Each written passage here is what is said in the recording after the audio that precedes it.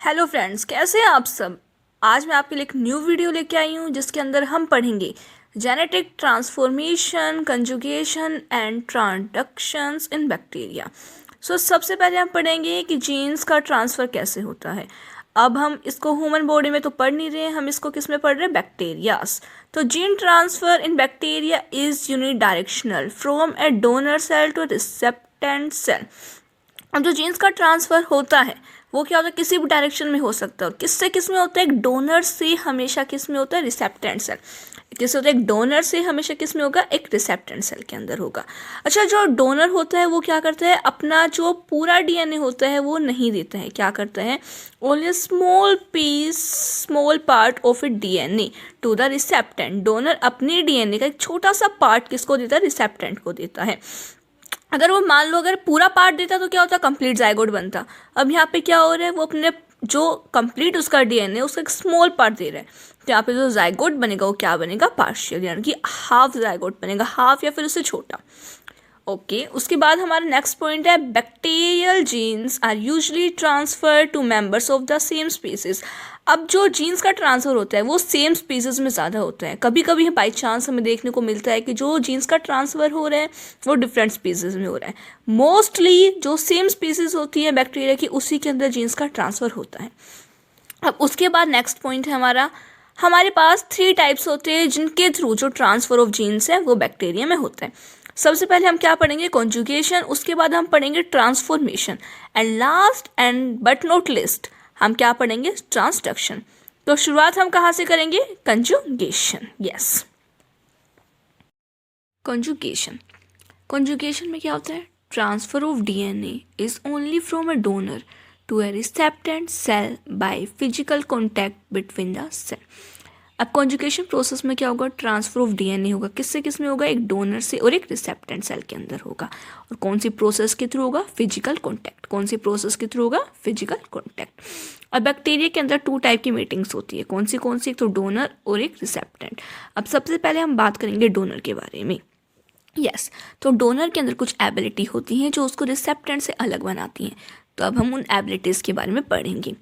The ability of a donor is the presence of extra piece of DNA called F factor और fertile factor. Yes, अब donor के अंदर क्या होगा, extra piece present होगा DNA का, जिसको क्या कहा जाता है, एफेक्टर, फर्टाइल फैक्टर या फिर सेक्स फैक्टर। अब इसके अंदर एक पीस प्रेजेंट होगा किसका, क्रोमोसोमल डीएनए का। उस क्रोमोसोमल डीएनए के पीस को क्या कहा जाता है, प्लास्मिड। क्या कहा जाता है, प्लास्मिड। यस, अब उसके बाद हमारा नेक्स्ट पॉइंट है, F factor have a gene that is required for it replication. अब डोनर के अंदर क्या था, एफेक्टर प्रेजेंट था, और एफेक्टर के अंदर कुछ ऐसे जीन्स होते हैं जो कि इसके रेप्लिकेशन के लिए क्या होते हैं, ज़रूरी होते हैं। जो रेप्लिकेशन होगा कौन सी मैनर में होगा, सर्कुलर। कौन सी मैनर में होगा, सर्कुलर मैनर में। एंड रेप्लिकेट ऑटोनोमसली, यानी कि किसी पे डिपेंड किए बिना, इंडिपेंडेंट होता है ये जो रेप्लिकेशन होता है वो। अब हमारा नेक्स्ट पॉइंट है, F factor have the ability to produce sex pili या फिर F pili on the surface of bacterium and this pili is important in the conjugation process. अब एफ फैक्टर क्या करता है, जो बैक्टीरियम होता है उसके सरफेस पे क्या बनाता है, सेक्स पिल्स या फिर एफ पिल्स। और जो पिल्स बनाई थी एफ फैक्टर ने, sex pills and F pills, ये कॉन्जुगेशन प्रोसेस के लिए बहुत ज़्यादा ज़रूरी होती हैं। अगर ये पिल्स नहीं होंगी तो हमारे पास जो कॉन्जुगेशन प्रोसेस उसको स्टार्टअप नहीं होगा। इट मीन जो सेक्स पिल्स होती हैं एंड एफ पिल्स होती है बैक्टीरियम के सरफेस पे बनी बहुत ज़्यादा कंपल्सरी होती हैं फॉर कॉन्जुगेशन प्रोसेस। अब बात करते हैं रिसेप्टेंट। रिसेप्टेंट के अंदर क्या होता है, the cell that have lack of F factor. अगर मान लो एफ फैक्टर हो ही जाएगा तो क्या बन जाएगा, डोनर बन जाएगा ना। इसीलिए जो रिसेप्टेंट सेल होती है उसके अंदर एफ फैक्टर नहीं होता है। अब बात करते हैं जो प्रोसेस होते हैं, कॉन्जुगेशन प्रोसेस कैसे होती है, how it occurs. By 3 ways, 3 तरीके हैं इस प्रोसेस के होने के लिए। तो 1 बाय 1 हम तीनों पैटर्न्स को, ये जो 3 वे हैं उन सबको पढ़ेंगे। हमारा फर्स्ट वे है वो कौन सा है हमारे पास, ऑटोनोमस। ऑटोनोमस के अंदर हमारे पास क्या था, एफ प्लस। अब इसके अंदर हमारे पास 2 चीज़ होती है, एक एफ पॉजिटिव होता है, एक हमारे पास एफ नेगेटिव होता है। जो हमारे पास एफ पॉजिटिव होगा वो हमारे पास क्या होगा, डोनर। क्या होगा, डोनर। और जो हमारे पास एफ नेगेटिव होगा वो क्या होगा, हमारे पास रिसेप्टेंट। क्या होगा, recipient. Yes, now F factor carry only those genes that are necessary for it replication. तो एफ फैक्टर वो जीन्स कैरी करेगा, ओनली वो जीन कैरी करेगा जो कि रेप्लिकेशन के लिए क्या होते हैं, ज़रूरी होते हैं। एंड फॉर डीएनए ट्रांसफ़र, तो यहाँ से आपको एक बात क्लियर हुई होगी कि एफ फैक्टर के पास वो जीन होते हैं जो कि रेप्लिकेशन करवाते हैं और डीएनए का ट्रांसफ़र कराते हैं। There are no chromosomal genes with the F factor in F plus strain. अब एफ माइनस स्ट्रेन के अंदर क्या होगा, क्रोमोसोमल जीन्स हो सकते हैं, लेकिन जो एफ प्लस स्ट्रेन होगा उसके अंदर कोई भी क्रोमोसोमल जीन नहीं होगा। यस उसके बाद जो क्रॉसिंग टाइप होता है हमारे पास ऑटोनोमस एफ प्लस स्ट्रेन के अंदर कौन सा होगा, एफ प्लस किसके साथ क्रॉस होगा, एफ नेगेटिव के साथ क्रॉस होगा। अब जो एफ माइनस है वो क्या हो जाएगा, एफ प्लस हो जाएगा क्रॉस के बाद, लेकिन जो एफ प्लस है हमारा वो क्या रहेगा, एफ प्लस ही रहेगा, यानी एफ पॉजिटिव ही रहेगा। अब हमारे पास यहाँ पे देखिए एफ माइनस है वो किस में चेंज हो रहा है, एफ प्लस में चेंज हो रहा है। इट मीन जो एफ फैक्टर इज इन्फेक्शियस, थोड़ा सा एफ फैक्टर क्या हुआ, इन्फेक्शियस हुआ है, क्योंकि यहाँ पे नेगेटिव से पॉजिटिव में चेंज हो रहा है ना। हालांकि हमारा पॉजिटिव क्या था, पॉजिटिव हमारा एज इट इज था, लेकिन नेगेटिव तो पॉजिटिव में चेंज हुआ है ना, इसीलिए जो हमारा एफ फैक्टर वो इन्फेक्शियस हुआ है यहाँ पे। अगर मान लो इन्फेक्शियस हुआ है तो थोड़ी बहुत अमाउंट में जो क्रोमोसोमल जीन्स थे वो भी क्या हुए, ट्रांसफ़र हुए। तो यहाँ पे जो क्रोमोसोमल जीन्स है उनका जो ट्रांसफ़र होने का लेवल है वो क्या होगा, लो होगा। क्या होगा, लो होगा। उसके बाद हम स्टडी करते जो ऑटोनोमस पार्ट है हमारा, इसके अंदर एफ प्लस जो क्रॉसिंग हमने अभी पढ़ी है उसके अंदर कौन से मैकेनिज्म का यूज़ होता है। तो इसमें कौन सा मैकेनिज्म यूज़ होगा, mechanism of conjugation of F plus into F negative cross. Yes अब इसका जो मैकेनिज्म है हम उसको पढ़ेंगे। Yes tip of sex pilus come in contact with the recipients and a conjugation bridge is formed between two cells. Yes तो जो हमारी ये प्रोसेस होगी इसके अंदर हमारे पास एक क्या होगा, हमारे पास डोनर सेल होगी, दूसरी कौन सी होगी, रिसेप्टेंट सेल होगी। वेट मैं आपको शो करती हूँ, ये देखिए डायग्राम के अंदर हमारे पास इनमें से क्या होगा, एक तो हमारे पास डोनर सेल होगी, एक हमारे पास कौन सी सेल होगी, रिसेप्टेंट सेल होगी। अब दोनों के बीच में हमारे पास देखो ये कंजुगेशन जो ब्रिज है, ये ब्रिज फॉर्म हो रहा है। उस ब्रिज के थ्रू जो हमारा डीएनए होगा वो कहाँ जाएगा, रिसेप्टेंट सेल के अंदर एंटर होगा। तो यहाँ पे मैंने आपको कंजुगेशन ब्रिज भी शो कर दिया, किस टाइप से ब्रिज की फॉर्मेशन होती है। अब इस ब्रिज की हेल्प से जो हमारे पास डोनर और रिसेप्टेंट है उनका क्या होता है, कॉन्टैक्ट होता है। यस तो जो टिप होगी सेक्स पिल्स की come in contact with recipient cell, donor की बॉडी के ऊपर क्या है, सेक्स पिल्स है, बैक्टीरियम था वो, और मैंने क्या बताया था, एफ फैक्टर क्या करता है, बैक्टीरियम की जो बॉडी होती है उसके ऊपर सेक्स पिल्स बनाता है। तो बैक्टीरियम की बॉडी के ऊपर सेक्स पिल्स है, यानी कि डोनर की बॉडी के ऊपर क्या सेक्स पिल्स आ चुकी हैं। किसके कॉन्टैक्ट में आएगी, रिसेप्टेंट के कॉन्टैक्ट में आएगी। जब वो रिसेप्टेंट के कॉन्टैक्ट में आती है तो कंजुगेशन ब्रिज की फॉर्मेशन होती है। कौन सा ब्रिज बनता है, कंजुगेशन ब्रिज, दो सेल्स के बीच में। अब उसके बाद क्या होता है, बाय द कंजुगेशन ब्रिज जो डीएनए है वो कंजुगेशन ब्रिज की हेल्प से क्या करता है, डोनर से किस में जाएगा, रिसेप्टेंट में। कहाँ से कहाँ जाएगा, डोनर से रिसेप्टेंट में। वेट ये देखिए यहाँ पे ये जो डीएनए है ये कहाँ पे जा रहा है, डोनर से कहाँ पे जा रहा है, धीरे धीरे करके रिसेप्टेंट के अंदर जा रहा है। यस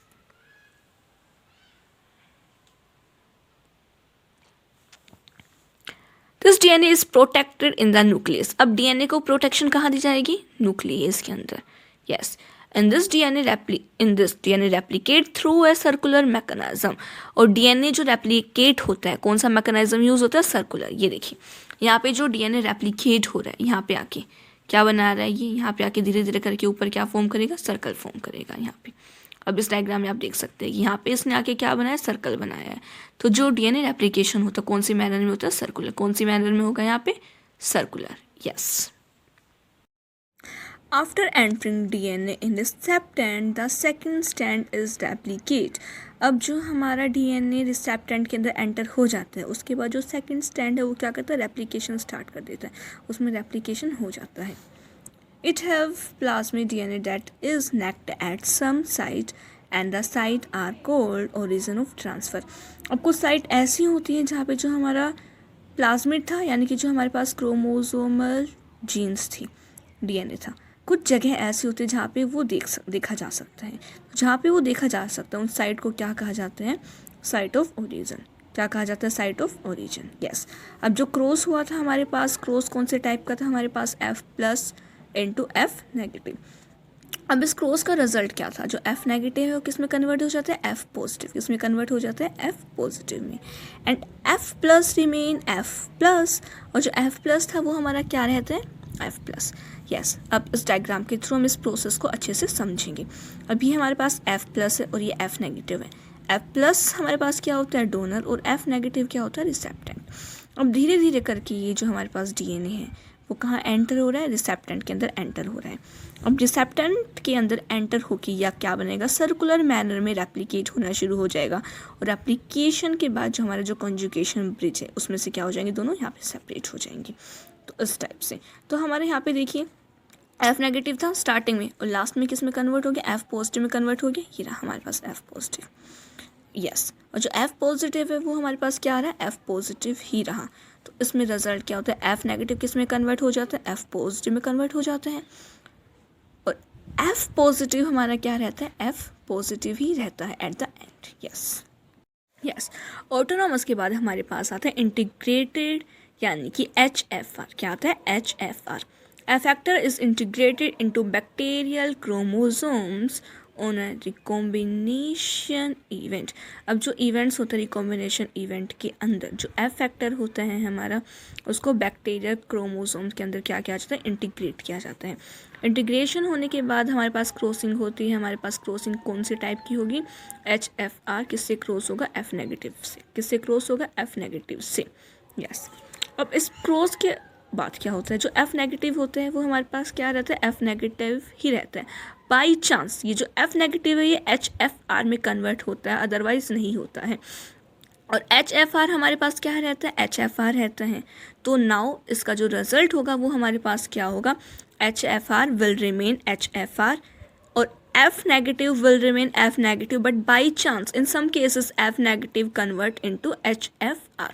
कुछ केस ऐसे होते हैं जिसके अंदर बाई चांस कभी कभार ऐसा होगा कि जो F नेगेटिव है वो HFR में कन्वर्ट होगा, अदरवाइज F नेगेटिव हमेशा क्या रहेगा, F नेगेटिव ही रहेगा।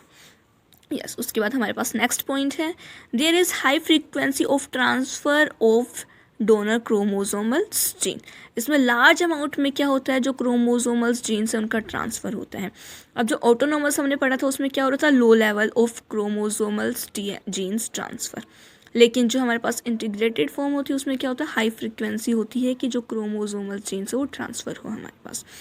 अब इस प्रोसेस के अंदर कौन सा मैकेनिज्म फॉलो होगा, HFR इनटू F नेगेटिव का जो क्रॉस होगा उसके अंदर कौन सा मैकेनिज्म फॉलो होता है, अब हम वो पढ़ेंगे। अब जो भी हमारे पास क्रॉस वगैरह हो रहा होता है या फिर जो रेप्लिकेशन प्रोसेस हो रही होती है उसके अंदर हमारा कौन सा मैकेनिज्म फॉलो होता है, रोलिंग सर्कल मैकेनिज्म। कौन सा मैकेनिज्म फॉलो होता है, रोलिंग सर्कल मैकेनिज्म। यस, अब DNA is nicked at the origin of transfer. अब मैंने क्या बताया था, कुछ ऐसा साइट होती है जहाँ पे DNA को देखा जा सकता है, जहाँ पे नेक्ड होता है, इसलिए उस जगह को क्या कहा जाता है, साइट ऑफ ओरिजिन। क्या कहा जाता है, साइट ऑफ ओरिजिन। तो जहाँ पे हमारा जो जहाँ पे DNA नेक्ड होगा वहाँ से क्या होगा, हमारा DNA ट्रांसफ़र होना शुरू हो जाएगा। Yes, different chromosomal genes will be transfer at different time.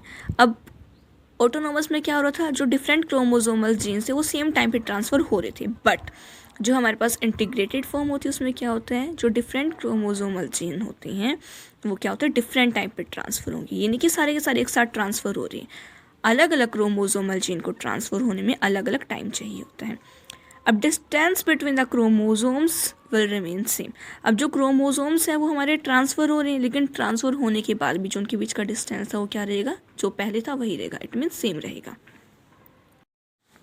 When the entire chromosomes is transfer will the F factor भी ट्रांसफ़र। जैसे जैसे हमारे पास क्रोमोसोम्स ट्रांसफ़र होंगे वैसे वैसे हमारे पास F factor भी ट्रांसफ़र होगा। अब recombination between the transfer DNA and the chromosomes and result the exchange of genetic material between the donor and recipient। अब जैसे जैसे रिकॉम्बिनेशन होगा ट्रांसफ़र DNA और क्रोमोसोम्स के बीच, वैसे वैसे हमारे पास जो जेनेटिक मटेरियल है उसका एक्सचेंज होगा। किस किस के बीच होगा एक्सचेंज, डोनर एंड रिसेप्टेंट के बीच। अब हमारे पास इसमें क्रॉस था, HFR इट मीन डोनर और F माइनस रिसेप्टेंट, दोनों के बीच में हमारे पास क्या होगा, क्रॉस होगा। एफ नेगेटिव क्या रहेगा, F negative, and H F are क्या रहेगा, एच एफ आर। इसमें लार्ज फ्रीक्वेंसी होगी, इंटीग्रेटेड है, इंटीग्रेटेड में क्या होता है, हाई फ्रीक्वेंसी होती है क्रोमोसोमल जीन्स के ट्रांसफ़र होने की। यस अब ये देखिए हमारे पास, ये हमारे पास एच एफ आर है, इट मीन डोनर, और ये हमारे पास क्या है, F negative.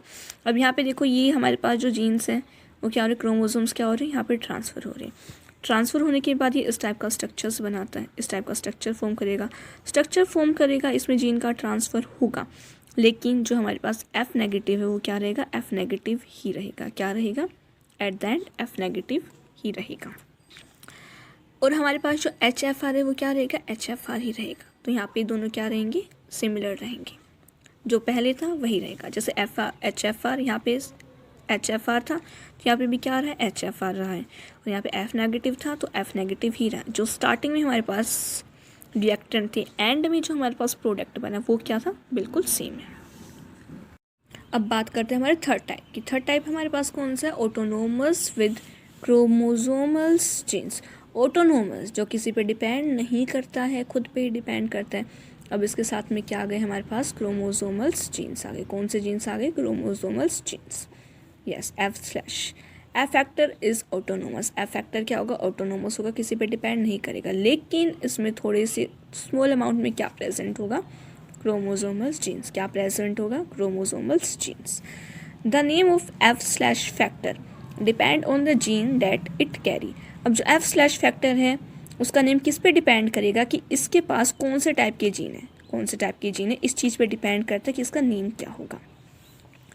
F factor are produced by excision of F factor from an H F are.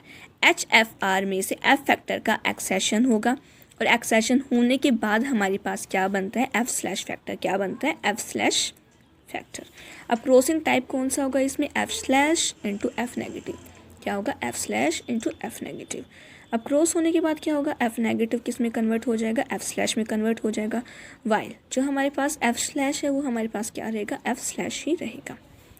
अब ऑटोनोमस है, ऑटोनोमस में क्या होता है, लो फ्रीक्वेंसी होती है जीन्स के ट्रांसफ़र होने की। तो ये भी हमारे पास क्या है, ऑटोनोमस विद क्रोमोसोमल्स जीन। तो यहाँ पे जो फ्रीक्वेंसी होगी क्रोमोसोमल्स जीन्स के ट्रांसफ़र होने की वो क्या होगी, हमारे पास लो होगी। उसके बाद हम इसका मैकेनिज़्म पढ़ेंगे। मैकेनिज़्म कौन से क्रॉस का पढ़ रहे हैं हम, F slash into F negative. अब F slash has some chromosomals genes. अब इसमें हमने क्या कहा था कि एफ फैक्टर तो होगा ही होगा, लेकिन साथ में क्या होगा, कुछ क्रोमोसोमल जीन्स भी होंगे। अब इसके बीच में क्रॉस होगा, क्रॉस होने के बाद एफ नेगेटिव है वो किस में कन्वर्ट हो जाएगा, एफ स्लैश। इसमें कन्वर्ट हो जाएगा F slash. Yes and F slash remain F slash, और जो एफ स्लैश है वो क्या रहेगा, F slash. Yes the process is, हमारे पास एफ स्लैश फैक्टर ये रहा, एफ नेगेटिव फैक्टर ये रहा, दोनों में क्रॉस होगा। क्रॉसिंग से पहले क्या बनता है, हमारे पास कंजुगेशन ब्रिज बनेगा, जिसके थ्रू जो डीएनए है वो हमारा क्या होगा, ट्रांसफ़र होगा। यस तो यहाँ पे देखिए ये हमारा डीएनए यहाँ पे क्या हो रहा है, यहाँ पे ट्रांसफ़र हो रहा है। ट्रांसफ़र होने के बाद हमारा कौन सा मैकेनिज़्म फॉलो होता है रेप्लिकेशन के लिए, रोलिंग मैकेनिज़्म। ये यहाँ पे आके रोल हो रहा है। अब इसमें देखो हमारे पास जो एफ नेगेटिव था वो किस में कन्वर्ट हो रहा है, एफ स्लैश फैक्टर में कन्वर्ट हो रहा है, और जो हमारे पास एफ स्लैश फैक्टर था वो क्या हो रहा है, एफ स्लैश फैक्टर ही रहता है एट द एंड। यस अब उसके बाद ब्रिज यहाँ पे क्या हो जाएगा, अलग हो जाएगा, और सेपरेट होने के बाद जो हमारे पास प्रोडक्ट बनेगा वो क्या बनेगा, F slash factor and F slash factor. अब कॉन्जुगेशन जो प्रोसेस है उसके जो तीनों स्टेप्स हैं उसमें हमारे पास क्या होता है, एक तो हमारे पास F प्लस होता है, उसके बाद हमारे पास क्या बनता है, HFR बनता है, एंड HFR से एट द एंड क्या बनता है हमारे पास, F स्लैश फैक्टर। क्या बनता है, F स्लैश फैक्टर। अभी देखिए हमारे पास F प्लस दे रखा है, इसके अंदर हमारे पास क्या दे रखा है, तो हमारे पास प्लाज्मिड है, प्लाज्मिड यानी कि वो क्रोमोसोमल जीन्स जो कि नेक्ट होती है जिसको हम देख सकते हैं, और दूसरा हमारे पास क्या होता है, इसके अंदर एक पीस होता है, एक्स्ट्रा पीस ऑफ डीएनए का। यस अब ये दोनों हमारे पास कॉन्टैक्ट में आएंगे आपस में। कॉन्टैक्ट में आने के बाद क्या होगा, इस वाले जो ये वाला जो डीएनए इसका कुछ पार्ट इसके अंदर मिक्स हो जाएगा। यहाँ पे आप इसमें देख सकते हैं HFR के अंदर। यस फिर HFR हमारे पास कुछ उस टाइप से स्ट्रक्चर फॉर्म करेगा, उस क्या होगा यहाँ पे, क्या होगा, डिवीज़न होगा, ये सेपरेट हो रहे हैं, यहाँ पे धीरे धीरे करके क्या होगा, सेपरेट होगा। सेपरेट होने के बाद इस टाइप से स्ट्रक्चर फॉर्म होगा, यानी कि हमारे पास जो दो डीएनए बने हैं यहाँ पे दोनों क्या होंगे, आपस में सिमिलर होंगे। ये देखिए इस वाले के अंदर जो ये वाला पोर्शन है कौन सा है, ये ऊपर से ये देखिए अब बात करते हैं, अभी तक हमने कॉन्जुगेशन पढ़ा, उसके बाद जो जीन्स का ट्रांसफ़र होता है उसके लिए एक प्रोसेस और है, एंड इसके बाद एक लास्ट प्रोसेस और है। सबसे पहले अब हम पढ़ेंगे transformation. Transformation is genes transfer by uptake of the recipient cell by neck DNA from a donor cell. Yes. तो इस प्रोसेस में क्या होता है, जो डोनर सेल होती है वो क्या करती है, जो रिसेप्टेंट सेल के अंदर जो डीएनए होता है उसको अपटेक कर लेती है, उसको निगल लेती है। Sometime donor take up DNA from the environment, और कई बार क्या होता है जो डोनर होता है वो क्या करता है, इन्वायरमेंट से डीएनए को लेता है और उसको किस में कन्वर्ट करता है, रिसेप्टेंट क्रोमोसोम्स में। किस में कन्वर्ट करता है, रिसेप्टेंट क्रोमोसोम्स में। अब 2 स्टेप्स होते हैं ट्रांसफॉर्मेशन प्रोसेस के लिए। अब सबसे पहले क्या होगा, अपटेक ऑफ डीएनए, यानी कि डीएनए को निगला जाएगा, डीएनए को क्या किया जाएगा, अपने अंदर डाल दिया जाएगा। अब बैक्टीरिया के हमारे पास 2 टाइप होते हैं, कौन से ग्राम पॉजिटिव और ग्राम नेगेटिव। कौन से होंगे, एक तो हमारे पास क्या होगा ग्राम पॉजिटिव और दूसरा क्या होगा ग्राम नेगेटिव। ग्राम पॉजिटिव में डिफरेंट मैनर है और ग्राम नेगेटिव में क्या होगा, डिफरेंट मैनर होगी। Gram positive bacteria take up single stand molecule. क्या करता है ग्राम पॉजिटिव, अगर जो डीएनए ये लेगा, बाहर से ले रहा है, फिर रिसेप्टेंट सेल को ईट करके ले रहा है, तो क्या करेगा, उसका सिंगल स्टैंड लेगा। क्या लेगा, सिंगल स्टैंड लेगा। और जो कॉम्प्लीमेंट्री स्टैंड होगा वो कहाँ पे बनेगा, रिसेप्टेंट के अंदर ही बनेगा। कहाँ पे बनेगा, रिसेप्टेंट के अंदर ही बनेगा। अब जो ग्राम नेगेटिव होता है क्या करता है, bacteria take up double stand DNA. क्या करता है, पूरा डबल स्टैंड डीएनए लेता है। क्या लेता है, पूरा डबल स्टैंड डीएनए लेता है। अब डीएनए को लेने के बाद जो हमारा सेकंड स्टेप है वो क्या होता है, लेजिटिमेट। लेजिटिमेट यानी रीजनेबल। होमोलोगस यानी कि सिमिलैरिटी। हेट्रोजीनस आपने पढ़ा होगा, होमोलोगस हेट्रोलोगस। हेट्रो में क्या होता है, डिफरेंट के लिए यूज़ किया जाता है, होमो सिमिलर के लिए यूज़ किया जाता है। General recombination, yes. After takeup DNA molecule recombination event occur.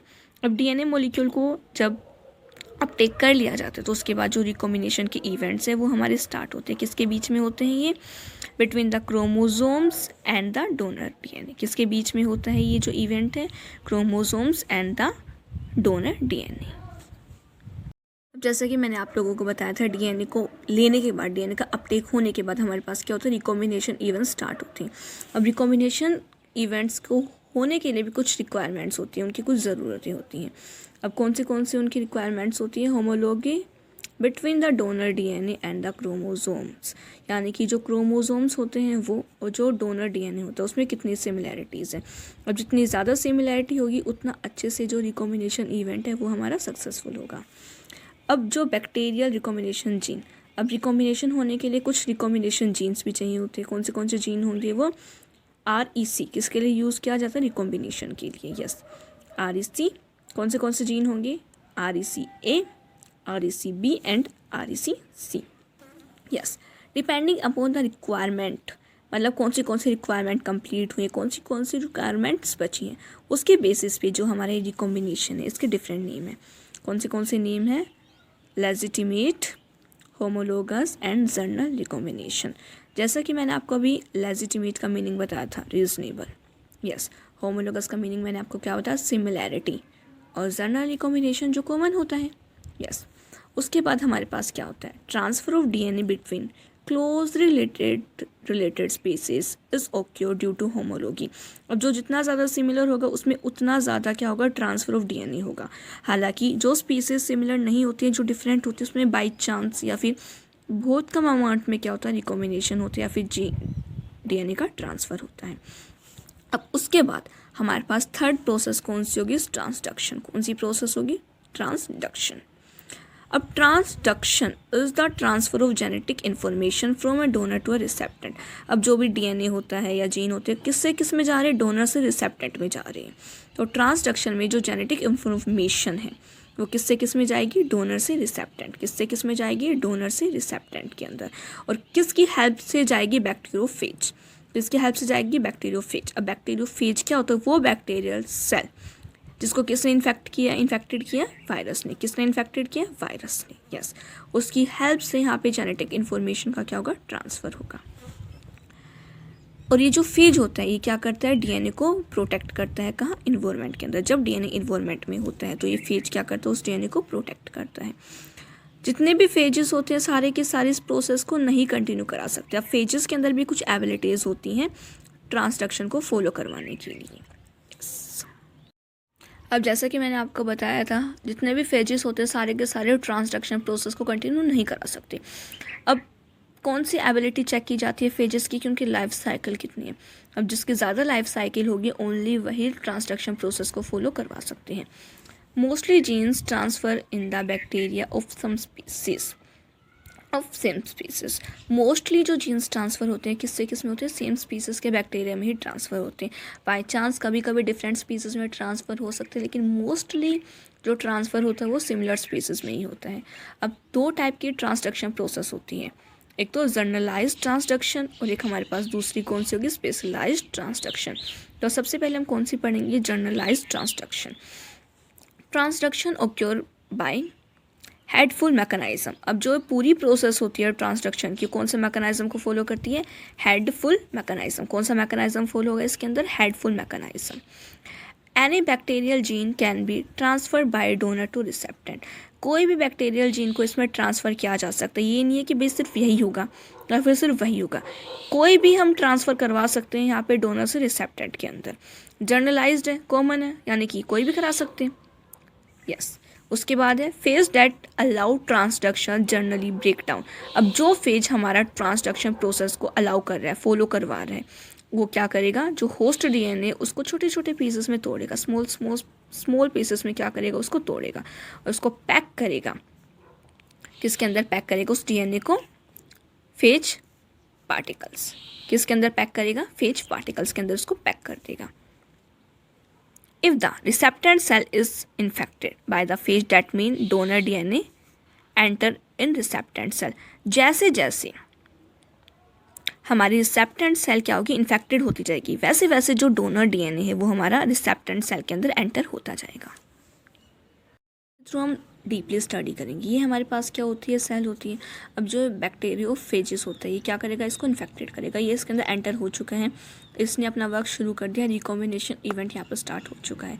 ये सेल के अंदर एंटर होने के बाद रेप्लिकेट करेगा, रेप्लिकेट करके अपने जैसे काफ़ी सारे स्ट्रक्चर्स बनाएगा। अब स्ट्रक्चर बनाने के बाद जो आउटर कवरिंग है सेल की क्या हो जाएगी, ये डीनेचुरेट यानी कि डिस्ट्रॉय होना स्टार्ट हो जाएगी, ब्रेक डाउन हो रहा है इसका। अब जैसे जैसा ब्रेक डाउन होगा वैसे वैसे जो हमारे पास ये बैक्टीरियोफेजेस बनी थी ये क्या होंगे, सेल के बाहर निकलना शुरू हो जाएंगे। बाहर निकल के ये सेम ऐसी सेल को वापस क्या करेंगे, इन्फेक्ट करना शुरू कर देंगे। अब यहाँ से देखो ये प्रोसेस वापस शुरू हो रही है। अब जो बैक्टीरिया फेज है वो उसके अंदर एंटर होगा, एंटर होने के बाद रेप्लिकेट करेगा, अपनी जैसे काफ़ी सारी कॉपीज़ बनाएगा। अब जब इसकी खूब सारी कॉपीज़ बन जाएंगी तो जो आउटर कवरिंग है वो क्या हो जाएगी, वो डिस्ट्रॉय होना शुरू हो जाएगी, फिनिश होना शुरू हो जाएगी। अब ये सब के सब क्या होंगे, बाहर निकलना शुरू हो जाएंगे। बाहर निकल के सेम ऐसे सेल्स को क्या करेंगे, इन्फेक्टेड करेंगे। यहाँ पे वापस से वही प्रोसेस स्टार्ट हो रही है हमारी। उसके बाद हमारे पास हमारा जो सेकंड टाइप है ट्रांसडक्शन का वो क्या है, स्पेशलाइज्ड ट्रांसडक्शन। कौन सा है, स्पेशलाइज्ड ट्रांसडक्शन। अब इसमें क्या होता है, different phase can transfer different gene. अब इसमें अलग अलग फेजेस होते हैं जो कि अलग अलग जीन का ट्रांसफ़र करते हैं। उसमें तो कोई भी फेज किसी भी जीन का ट्रांसफ़र कर रहा था, लेकिन इसमें डिफरेंट फेज होता है, स्पेसिफिक फेज होता है स्पेसिफिक जीन के लिए। ये नहीं कि एक फेज सभी जीन्स को ट्रांसफ़र करा देगा, ऐसा नहीं होता है यहाँ पे। इसमें डिफरेंट फेज होते हैं डिफरेंट जीन के ट्रांसफ़र के लिए। In this only certain donor gene can be transfer to the recipient. इसमें सारे के सारे जीन का ट्रांसफ़र नहीं होते हैं, कुछ स्पेसिफिक जीन ही होते हैं डोनर के जो कि रिसेप्टेंट में ट्रांसफ़र होती हैं। Transduction can be mediate by lysogenic और टेम्परेट फेज। अब जो ट्रांसडक्शन प्रोसेस है इसको कौन कंटिन्यू कराएगा, लाइसोजेनिक्स और टेम्परेट फेजेस कराएंगे। The stable transfer of donor gene, यहाँ पे जो जीन्स का ट्रांसफ़र हो रहा है अच्छे से हो जाएगा, सक्सेसफुल हो जाएगा। At the end, the receptant will now have 2 copies of the gene। अब एक तो रिसेप्टेंट के पास खुद की थी, एक उसके अंदर क्या हुआ, एंटर हुई है। तो एट द एंड जो रिसेप्टेंट हमारे पास रिसेप्टेंट सेल होगी उसमें क्या होगा, जीन की 2 या 2 से ज़्यादा कॉपी होंगी। उसके बाद legitimate recombination is also possible. Legitimate का मीनिंग मैंने आपको बताया था रीजनेबल, तो यहाँ पे जो रीजनेबल रिकॉम्बिनेशन है वो भी पॉसिबल है, वो भी होगा। यहाँ पे स्पेशलाइज ट्रांसडक्शन के अंदर एक वर्ड का यूज़ हुआ है लाइसोजेनिक। अब जो लाइसोजेनिक वर्ड है इसका क्या मीनिंग होता है अब हम वो समझेंगे। लाइसोजेनिक के अंदर क्या होता है, जो हमारे पास होस्ट सेल होती है उसके अंदर क्या होता है, एक से ज़्यादा प्रोफेज होते हैं। क्या होते हैं, एक से ज़्यादा प्रोफेज। और जो प्रोफेज होते हैं उसके अंदर लाइटिक जीन होता है जो कि ट्रांसडक्शन के लिए ज़रूरी होता है। और ट्रांसडक्शन प्रोसेस के अंदर कौन से जीन का यूज़ हुआ है, लाइटिक जीन, और जो कि किस में होता है, प्रोफेज में होता है। यस।